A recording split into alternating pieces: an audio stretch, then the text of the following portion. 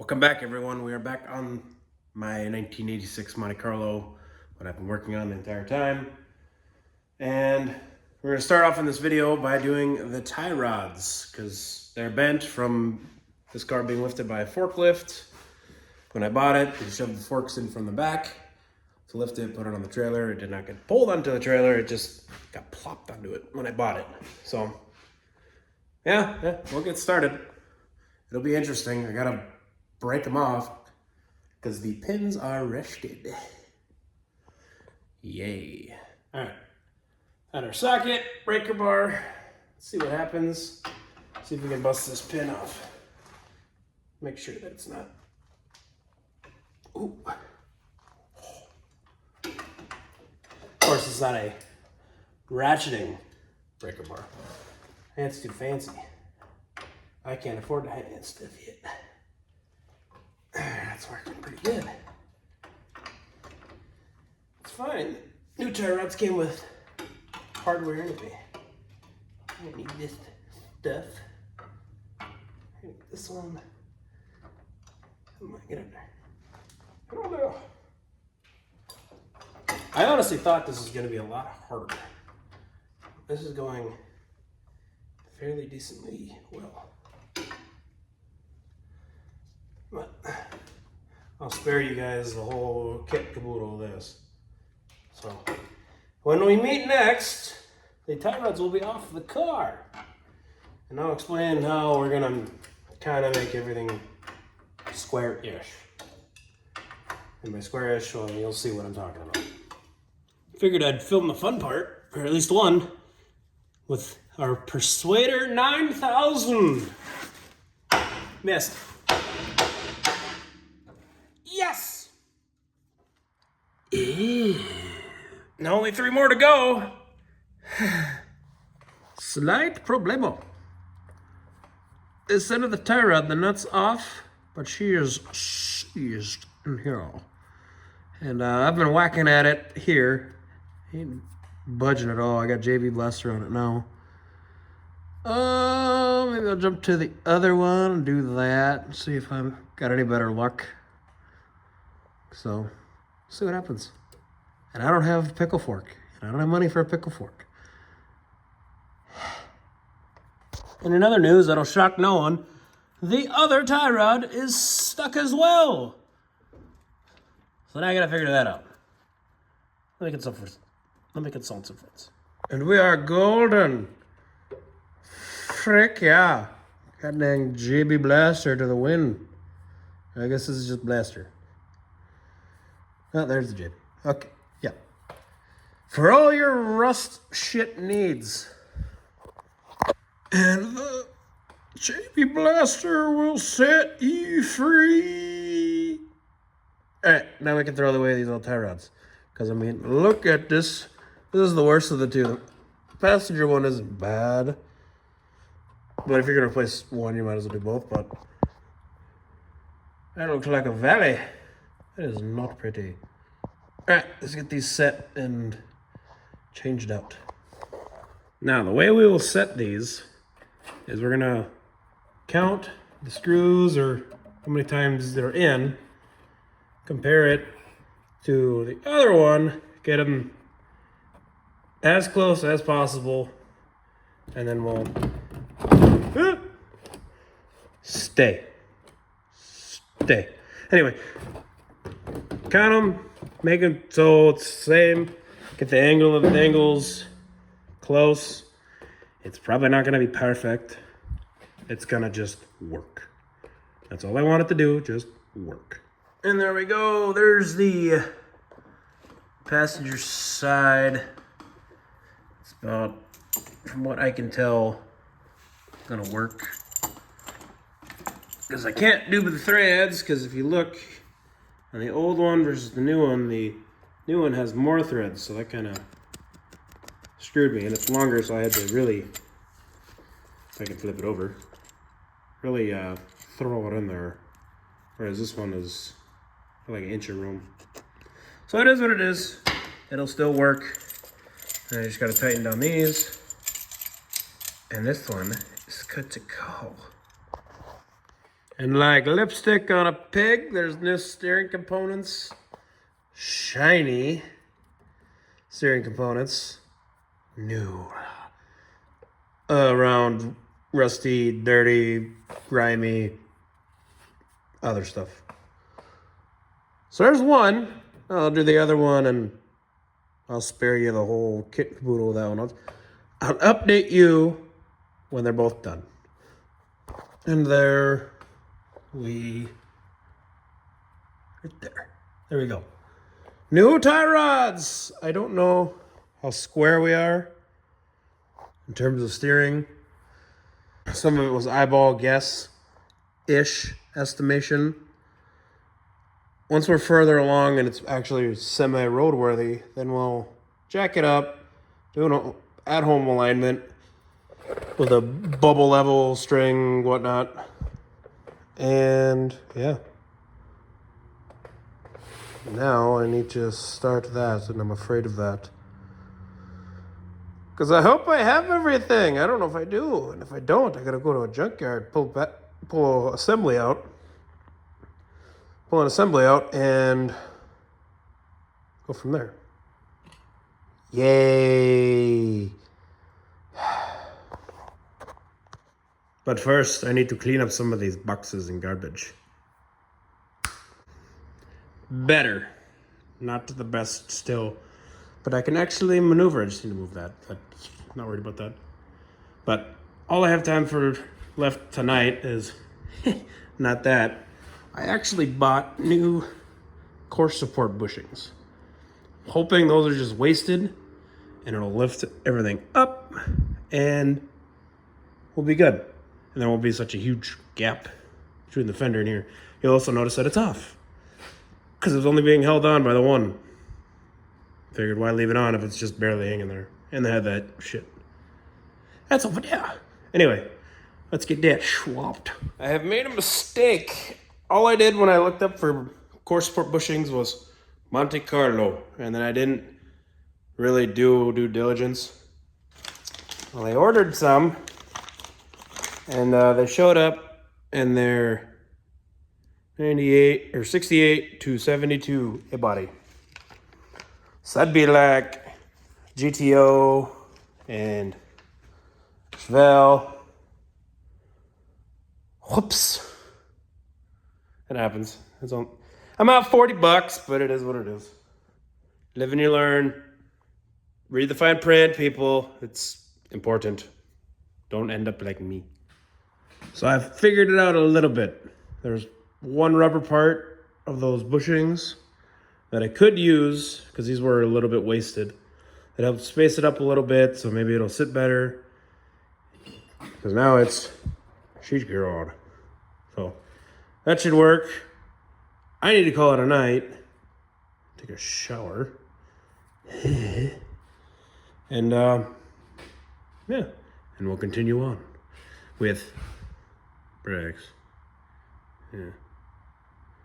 But they need to be done, so we'll get it done, and maybe at the end of the video we'll fire this up again and have some fun with it. Because that just keeps me going. Sometimes you just have to find your little push.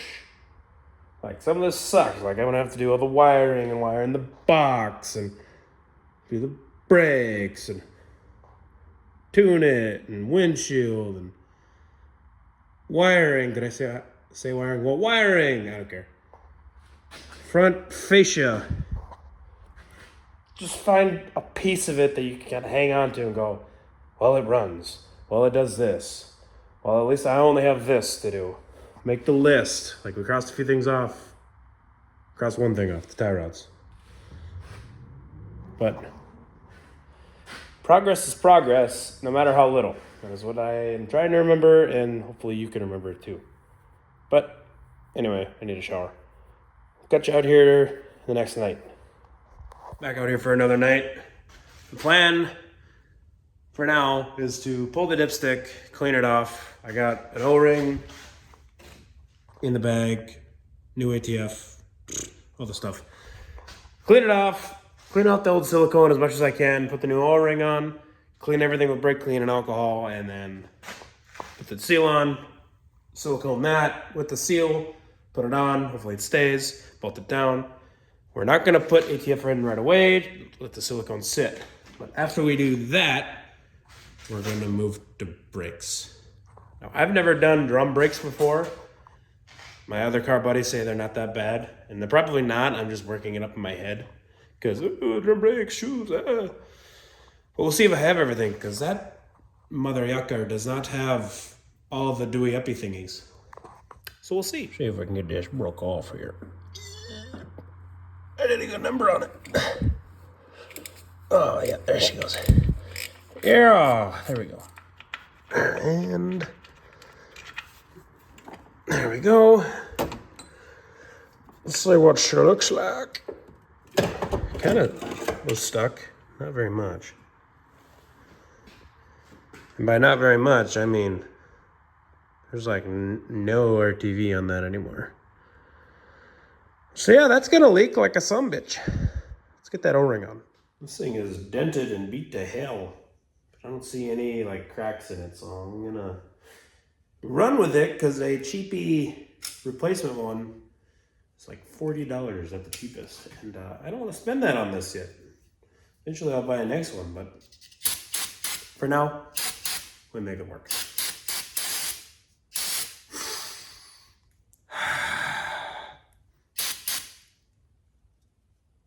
Good. A little bit of alcohol. Just because, I don't know who knows this or if you know this, little tech tip. Brake clean actually leaves a, like a film, very fine film. Alcohol does not. I actually learned that thanks to work.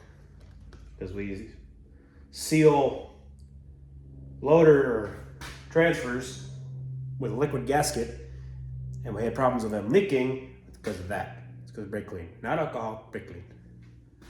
So, little tech tip for you there. O'Reilly strikes again.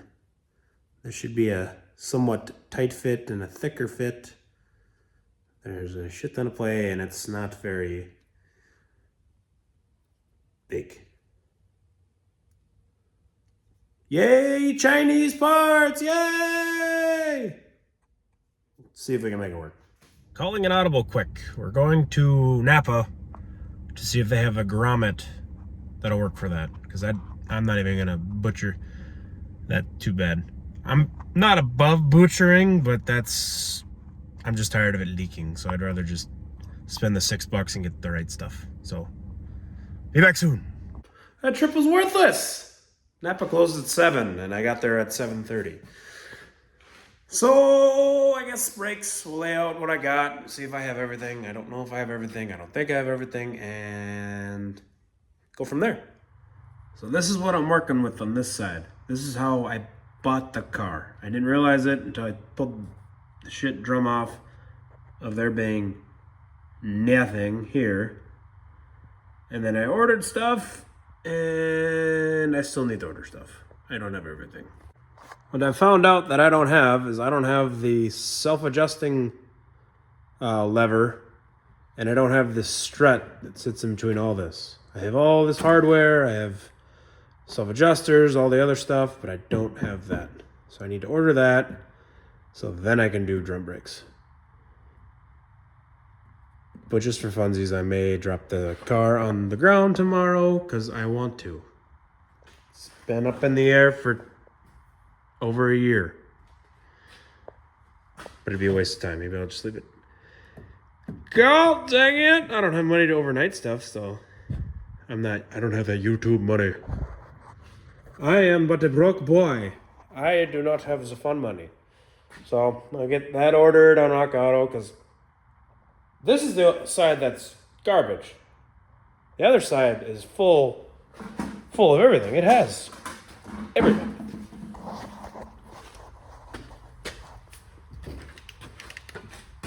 See, the whole kit caboodle is there. But at least, so I have this to go off of for when I do the other side. So I want to leave this side together so I have something to go off of. Like, I don't have that self-adjusting lever, and strut. So, bad camera angle.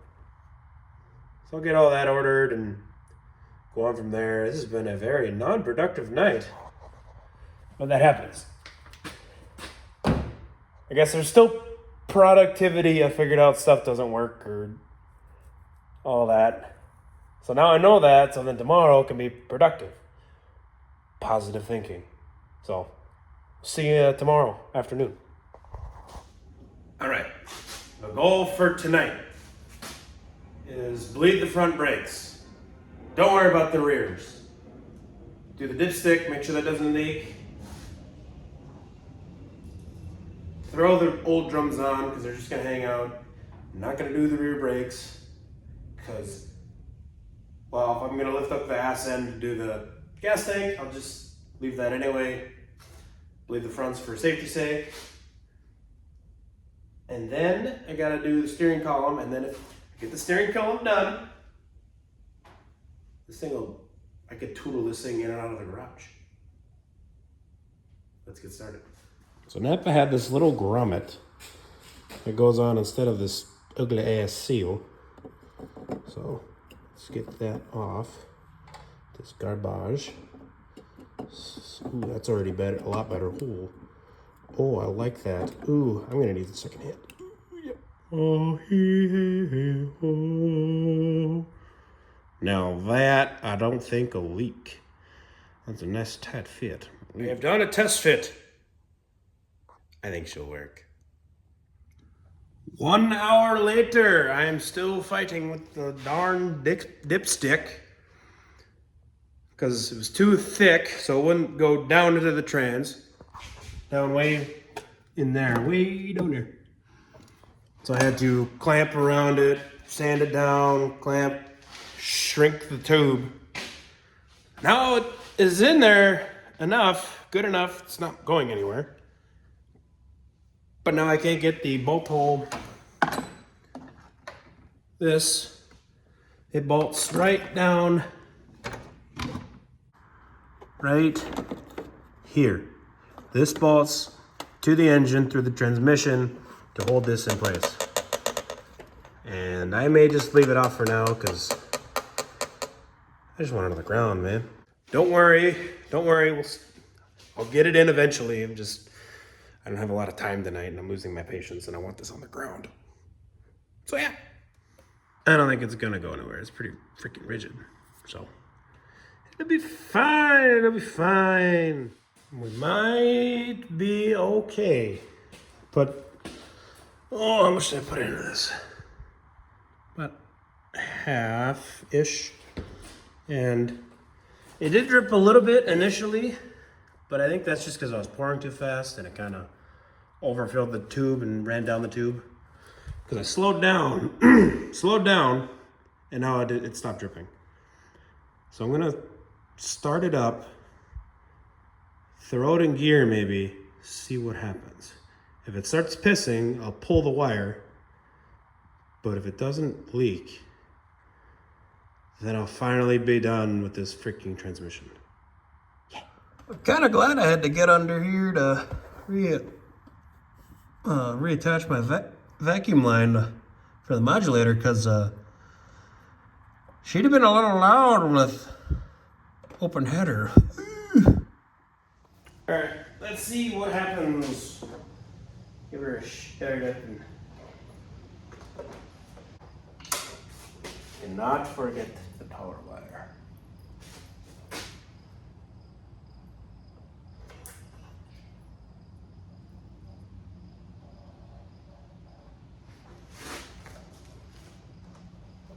Time to bark. Time to bleed. What?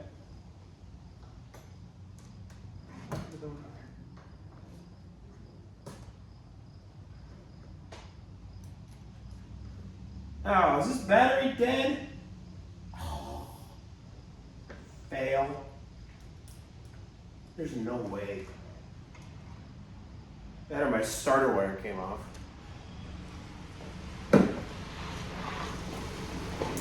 I think my starter took a dookie. It was cheap Chinesium bullshit because it don't want to fire at all. Battery's charged, wiring is fine.